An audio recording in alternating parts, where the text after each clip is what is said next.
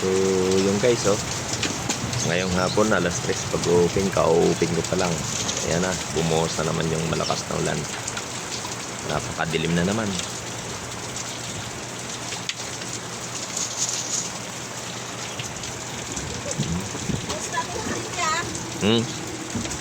Okay. Kaya nga yan eh, para pumuti yung siminto dyan.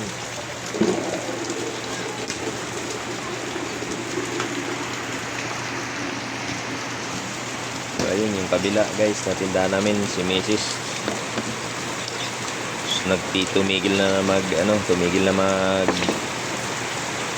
latag kasi gawa nga yan, biglang buhos na naman yung pinakamalakas na ulan. Grabe, ang dilim na naman.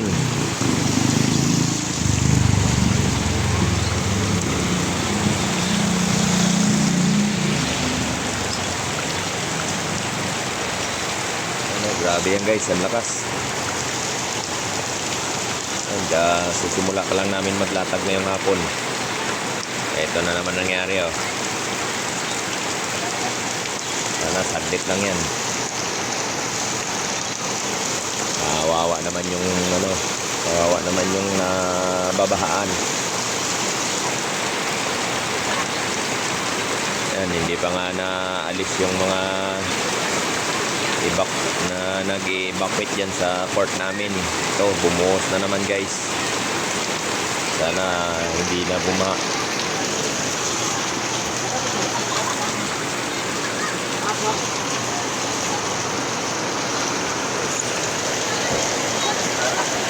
Babasa na naman yung gulay dito. Tulo na naman.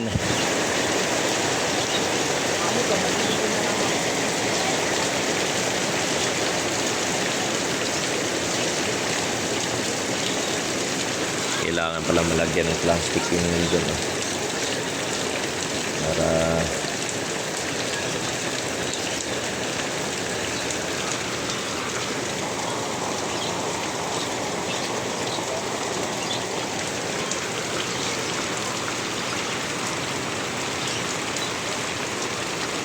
biglang buhos na naman siya.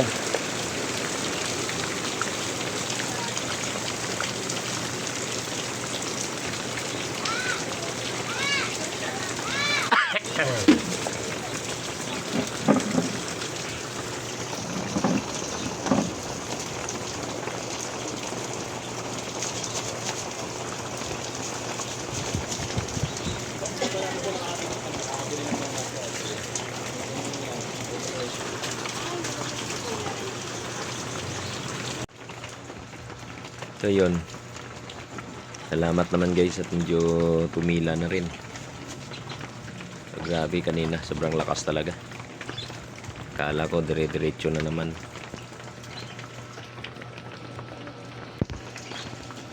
Ayan, tuloy tinuloy ang paglatag ng paninda ng Mrs. Kabila.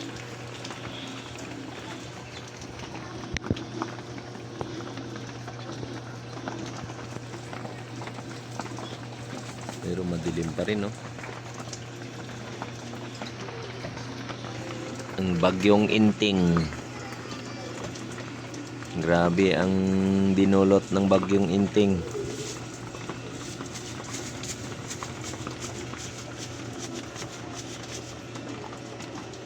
Ito, pinapakain ka, ayaw mong kumain eh. Dito ka na naman. Ngalaw mo nilipat ko na yan.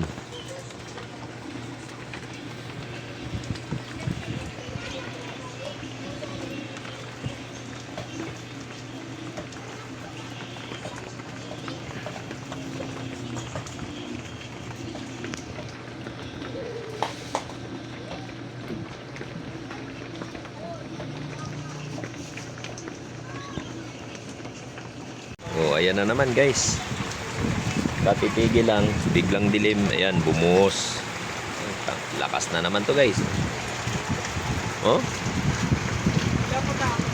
Sige, pili ka na eh.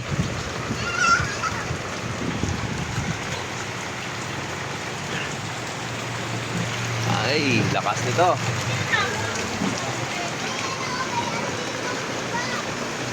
14.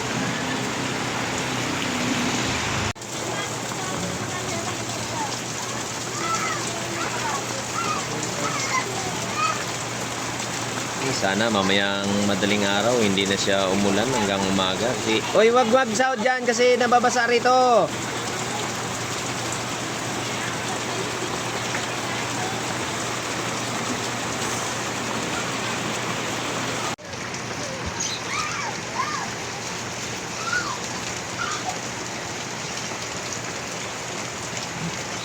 Ang dilim. Naman oh. Oh. Excuse me po.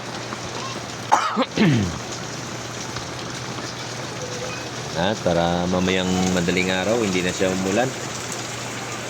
Kasi napakahirap guys pag kami po ay namamalingke na malakas ang ulan, nahihirapan po akong mag-drive ng aking service. Gawa nung malabo yung salamin. Sana mamaya wala na to. Oh, grabe guys, bumuhos bigla, ang lakas. Tingnan mo naman, wala na yung mga customer namin, oh.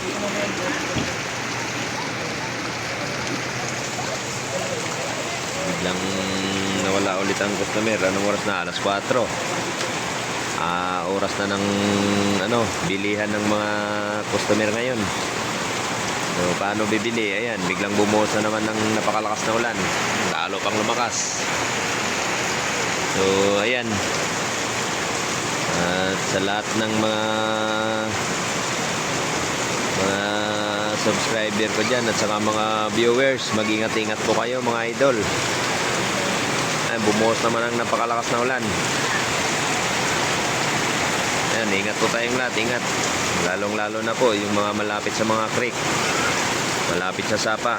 Ayan, mag-ingat po tayo. Dahil dyan, napakalakas na ulan na naman ito.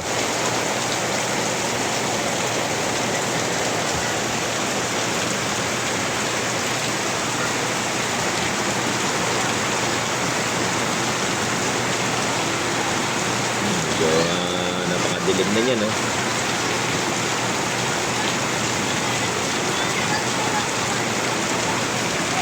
So, ayun guys.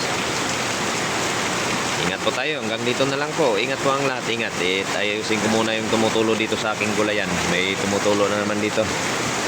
At nababasa yung aking mga panindang gulay. So, ayun. God bless po sa inyong lahat at mag-ingat po tayo.